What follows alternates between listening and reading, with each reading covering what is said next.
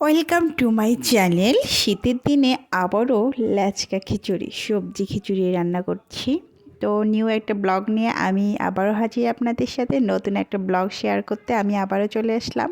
তো শীতের দিনে খিচুড়ি হবে না এমনটা ভাবাই যায় না।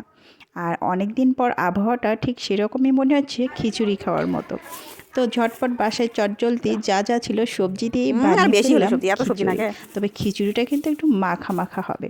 ঝরঝরে খিচুড়ি মোটেও ভালো লং লাগে না লং করে সবজি এক দিয়ে। বয়াম আছে, তারপর লং তো টং অত লাগে সবজির না। মধ্যে নিয়েছি কি কি, এই তো পাতাকপি নিয়েছি, আসো যেটাকে আসো আপনারা আসো আসো আসো বাঁধাকপি আসো বলেন, আয় আয় আয় সেটা আয় নিয়েছি। ইডি ইডি তো ইডি ইডি আমার আয় একটু আয় বাঁধাকপি আয়। রেখে দিয়েছি, মুরগিগুলোকে ডাক দিয়ে দিয়ে দিব। তো এখানে আমি প্রথমত আগে দেখাচ্ছি যে চাল নিয়েছি কিছু, তবে আলো চাল না, এটা ভাতের চালে নিয়েছি। তো সিদ্ধ চালটাই নিয়েছি, তার সাথে একটু মুসুরির ডাল নিয়েছি। যদিও একটু বুট ডাল নিতে চেয়েছিলাম, বাট এরকম কিছুই নেই, অ্যাঙ্কর ডাল টাল কিচ্ছু নেই বাসায়। যেহেতু মাসের শেষ যতটুকু আছিল ততটুকু দিয়েই শুরু করলাম, আলহামদুলিল্লাহ। তো এই তো চাল ডালটা ধুয়ে নিচ্ছি, যেহেতু আমার রান্নার বেসিনটা একদমই প্রবলেম হয়ে গেছে, যেটাতে পানি আসা পসিবল না, যার কারণে আমি ডাইনিং টেবিলের পাশে থাকা বেসিনটাকে ব্যবহার করতেছি আপাতত। যেহেতু আমি ভিডিও মেক করতেছি, বাইরে যাওয়া পসিবল না, বাহিরেও আমার আছে টেবিল লাইন, তো বাইরে যাব না। তো এখানে এই তো আমি পাতাকপিটাকে মানে কেটে নিয়েছি, সিম কেটে নিয়েছি, ফুলকপি, আলু, বেগুন কেটে নিয়েছি। যেহেতু সবজি খিচুড়ি বানাবো, তাই তো সর্বপ্রকার সবজি দিয়েই রান্না হোক না।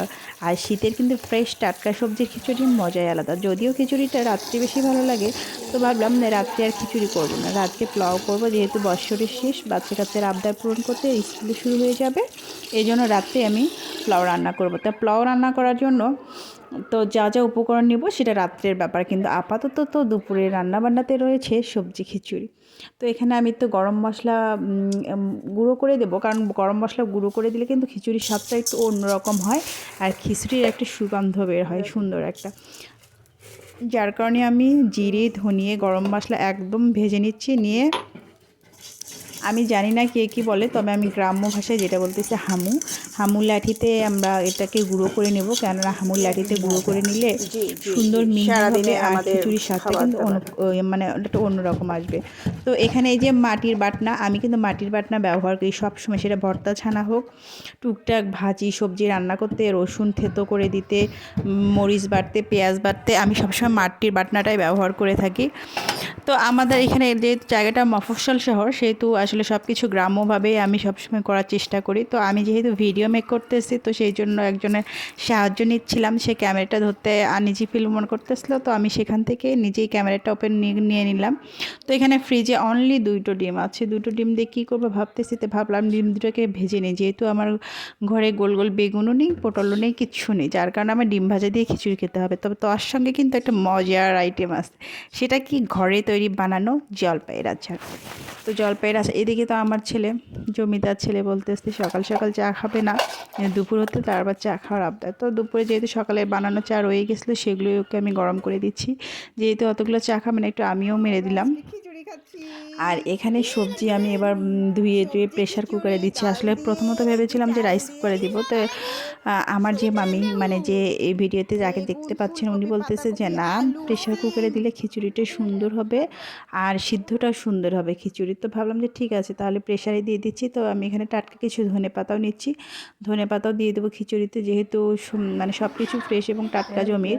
তো যা ভাবলাম তো খিচুড়িতে একটু ধনেপাতা ব্যবহার করে এই তো ওনার দ্বারা মেখে টেকে নিচ্ছি সুন্দর করে। খিচুড়িটা আপনি যত সুন্দর করে মাখতে পারবেন হাত দিয়ে, খিচুড়ির স্বাদটা কিন্তু ততটাই সুন্দর হবে, ব্যতিক্রম। অনেকে আছে যে হাত ইউজ করতে চায় না, খিচুড়িতে লাকড়ি ইউজ করে, খুন্তি ইউজ করে, আসলে এটা ঠিক না। আসলে হাত দিয়ে খিচুড়ি মাখবেন সবসময়, চাল ডাল সবজি একসঙ্গে মাখিয়ে যে খিচুড়িটা রান্না হয়, এটার স্বাদ কিন্তু অন্যরকম হয়, আর স্বাদটা এত সুন্দর হয়, আর সেই খিচুড়িটা কিন্তু খেতেও দারুণ লাগে। তো এই তো উনি হাত দিয়ে সব চাল ডাল সবজিগুলোকে একজাত করে ইচ্ছে মতো মাখতেছে, আর ইচ্ছে মতো মেখে মশলাটা গায়ে গায়ে একদম লাগিয়ে দিচ্ছে। চাল ডালের সাথে সবজির সাথে মশলাটা যত মেখে নেবেন তত খিচুড়ির স্বাদটা হবে। এই তো তার সাথে গরম মশলার গুঁড়োও দিয়ে দিলাম। তো গরম মশলার গুঁড়ো দেওয়ার পরে কিন্তু খিচুড়িটাকে আবার একটু ভালো করে মাখতে হবে।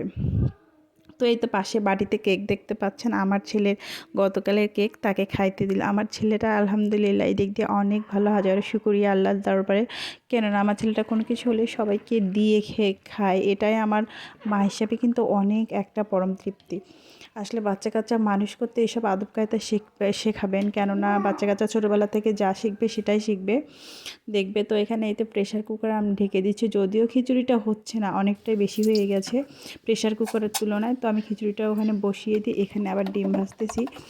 এই তো ডিম ভেজে নিব, আর যেহেতু ডিমের পরিমাণ অল্প তাই একটু একটু করে দিয়ে ভেজে নিচ্ছি, 2টা ডিম 2বারে দিয়ে ভেজে নিচ্ছি, তাহলে মানে আপাতত চলে যাবে, যেহেতু ডিম আমার আনার সময় নেই। আর সবচেয়ে বড় কথা, এখন যেহেতু খিচুড়িটা হয়ে গেছে সেহেতু ডিম আনবো ভাজবো অনেক দেরি হয়ে যাবে। তো ভাবলাম ঘরের তৈরি যে 2টো ডিম আছে এর সঙ্গে জলপাইয়ের আচার দিয়ে আপাতত খিচুড়িটা আমরা সবাই মিলে এনজয় করবো দুপুরবেলা।